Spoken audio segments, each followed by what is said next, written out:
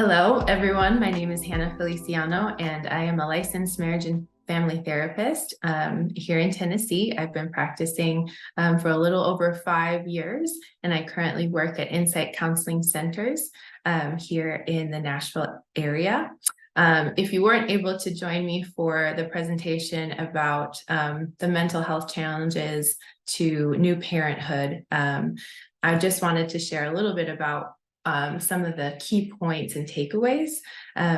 Something that's really important, I think, that we don't talk a whole lot about is really how do we know what to look for in ourselves as potentially mothers and fathers. So a lot of times we might think about postpartum things starting like directly after we give birth, but actually it can start while in the stages before. So even in preconception and then conception, and this can happen especially for mothers, but also there's postpartum depression, anxiety, and those diagnoses for males or fathers as well. And that kind of often goes overlooked and not talked about. So I think those are two really key important things that we need more awareness around.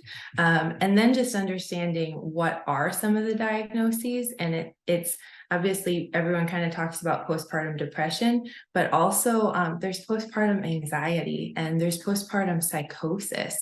And those are things that are maybe lesser known about and less talked about. And so that's just kind of important. Also, when we think about risk factors, it's important to know that obviously there are things that may cause postpartum depression, anxiety, et cetera. And those are things like low social support, maybe if people are impoverished, if it perhaps was a unplanned pregnancy, sometimes education and even employment level. And then, of course, like health factors and your own history of mental illness before you were even pregnant. Those are some things that kind of can contribute. And then for men in particular, things that can contribute is marital discord. Again, like if income level, or if they're in poverty, living in poverty. If the mom is depressed, that can cause the male partner to become depressed. Their own history of mental health issues, sleep changes, and even hormonal changes. We know that that happens in females, but also males can experience hormonal changes. So these are things that maybe are a little less well known and not talked about. So I think it's important to just kind of shed light on that. The other thing that's a kind of a really key point that I talked about is this transformation into motherhood.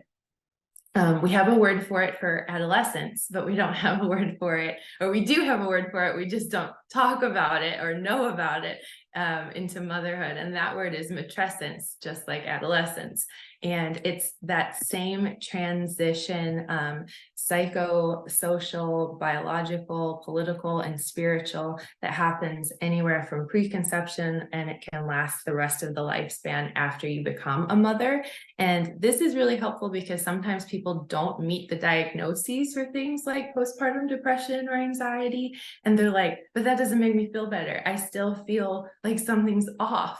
And it's because you just went through a huge transformation physically and emotionally and spiritually and biologically. And so this helps us to kind of normalize that shift and transition so that people can have a word for it. And after I became a mom, I was kind of on a mission to teach everybody about this word because it helped me so much normalize what I was feeling. And I just wanted everyone to know about it and spread the word. And it actually was something that was developed in the 70s by an anthropologist, but then kind of has come into more the common, light, or we're trying to get it there recently by a doctor, a psychologist, Dr. Aurelie Athan. And you can look that up at matrescence.com for more information. And then lastly, the big important thing that we want to talk about, or we did talk about, was what are the takeaways and how do I help myself and my partner if we are struggling with either an actual diagnosis or even just the transition, which in and of itself we don't meet the criteria for a diagnosis still is really, really hard. And I just don't think people talk about it enough, like how difficult the transition can be sometimes.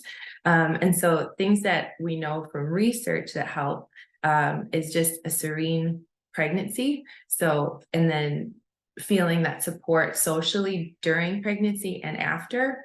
And then think about it, if you have that social support, you can take care of yourself as a new parent. But if you don't, I mean, how are you going to take care of yourself? So they kind of go hand in hand. And then one factor that may actually be a protective factor against postpartum depression, anxiety, etc., maybe actually employment. So having something like an identity outside of yourself can actually help. And studies have shown that it can be going to work again, actually. Obviously that's it is a personal decision and you have to figure that out, but that's something that you might want to consider. And then exercise and nutrition obviously also help, just as protective factors, thinking about that. Spiritual and religious support, just your own inner spiritual life, and then finding that support from others if you have a place of worship to go and reach out for support. And then something I added, I don't have any research to prove this, but for my own self, and I think other moms, is humor. So finding humor in the transition and in the day-to-day, just ridiculousness of parenthood that happens. So, and then of course, just wanting to encourage people to reach out for therapy, counseling, know that there is support if you're struggling, find support groups like MOPS. If you don't attend a church, or that's a great way to find a support group for if you're a new mom. And then also obviously psychotropic medication when needed, and knowing that it's okay to ask for that support and help. So those are kind of the three main takeaways there. And let's just keep talking about this, supporting each other, and not letting it be something where people suffer in silence.